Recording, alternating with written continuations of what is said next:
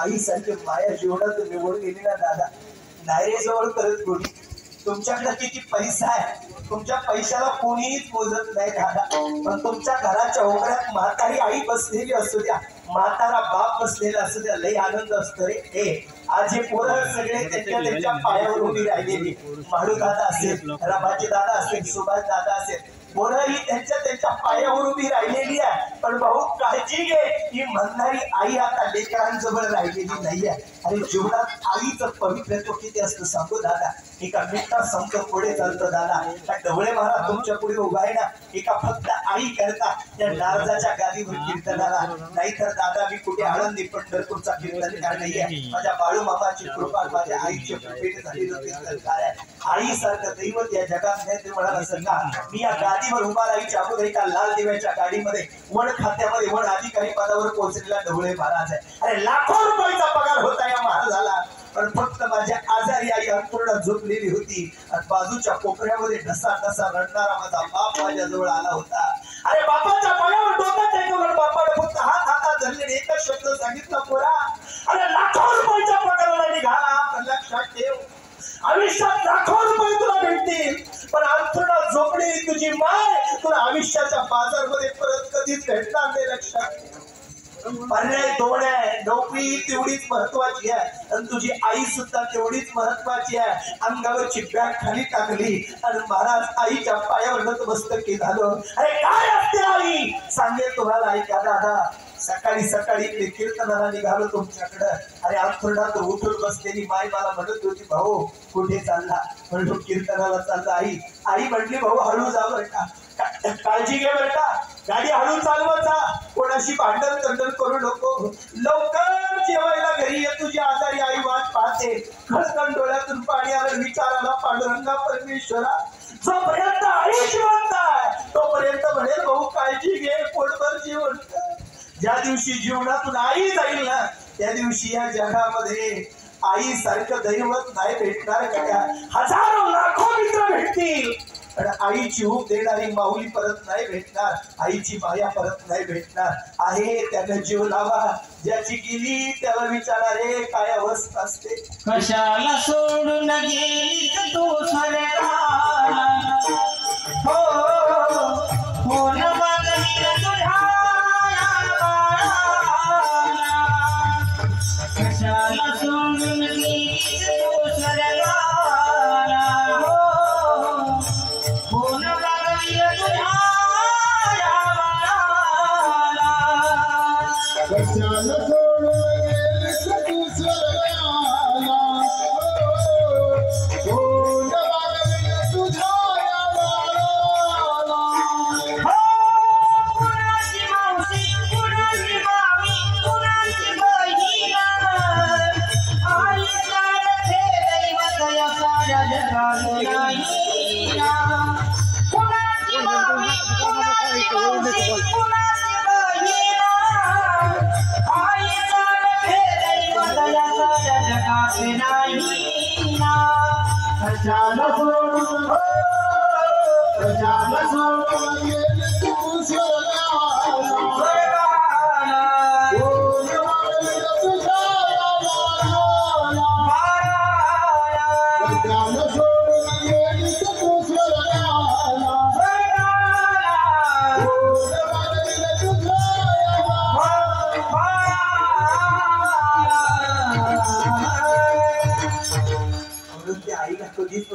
काय केलं पाहिजे माझ्याकडे, काय नाही केलं.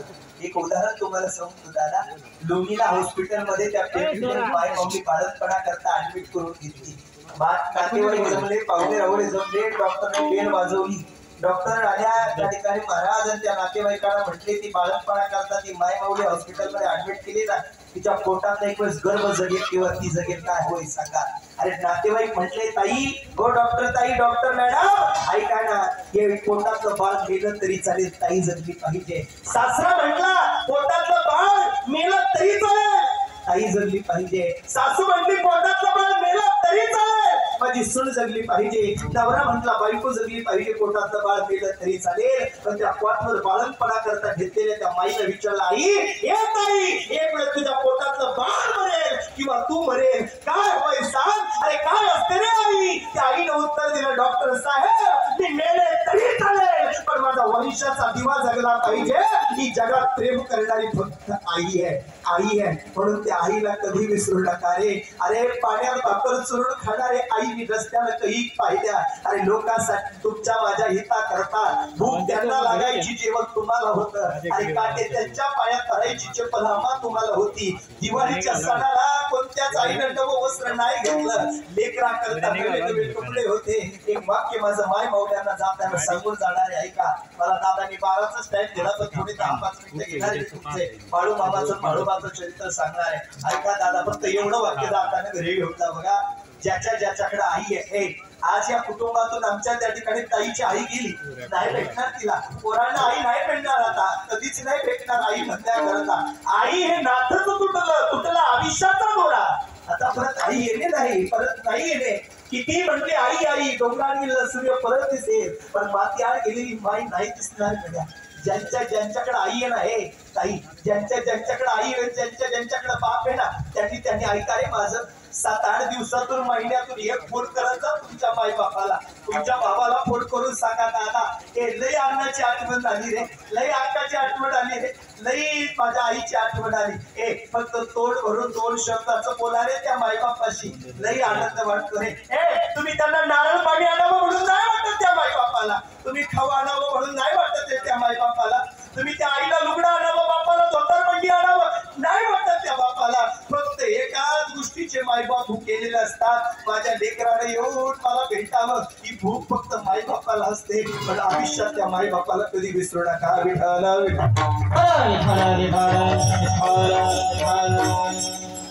पवित्र अशा या मातीमध्ये माता जनाबाई आई साहेबांचं प्रथम पुण्यस्मरण होत आहे. एवढं मोठं भाग्य आहे की माय भाऊली या ज्या पवित्र माती दरवळली गेली, पवित्र मातीमध्ये त्या ठिकाणी महाराज संसाराचा काला पुढे आणला गेला.